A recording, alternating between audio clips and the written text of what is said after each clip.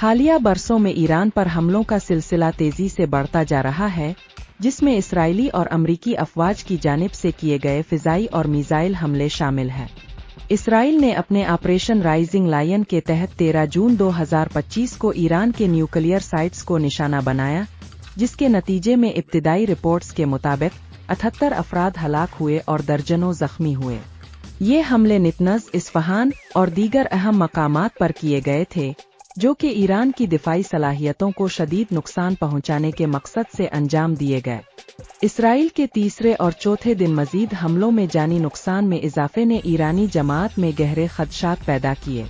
Iran की जानिब से जानी नुकसान के अदाद व शुमार 224 से 406 तक पहुंच गए।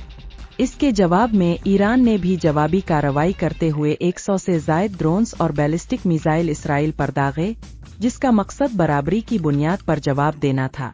अमेरिका ने भी 21-22 जून 2025 को ईरान की न्यूक्लियर साइट्स पर हमले किए, जिसमें टूमाहाक मिसाइल और बमबारी शामिल थी।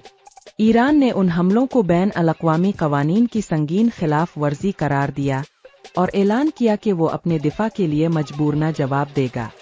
इस कशीदगी के दौरान आलमी बरादरी ने मुज़ाकरात और कशीदगी को कम करने की ज़रूरत पर जोर दिया है, मगर मौजूदा सूरत-ए-हाल आलमी इस्तेहकाम के लिए एक चैलेंज बनी हुई है। आज का दिन अमेरिका और ईरान के बीच की बढ़ती तनाव की कहानी सुनाता है।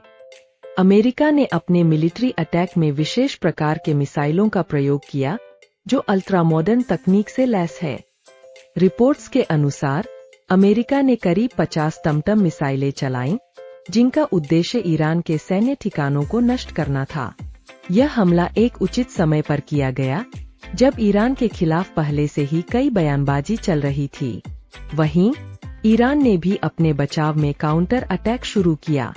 उनके द्वारा 3 टमटम मिसाइलें दागी गईं, जो कि अमेरिका के सैन्य शिविरों को लक्ष्य बनाती थीं। ईरान की सैन्य ताकत प्राचीन तकनीक और स्थानीय निर्मित हथियारों पर निर्भर रही, लेकिन उनका इरादा यह दर्शाना था कि वे आत्मसुरक्षा के लिए तैयार है। हालांकि इस टकराव के बावजूद कोई भी पक्ष अपने विचलित होने का संकेत नहीं दे रहा है। दोनों देशों के नेताओं ने अपने अपने रुख को मजबूत बनाए रखा है, जिससे मामला और भी जटिल हो गया है।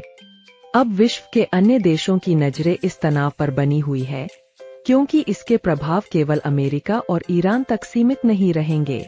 संवेदनशीलता और तात्कालिकता के कारण यह टकराव वैश्विक राजनीति पर गहरा असर डाल सकता है।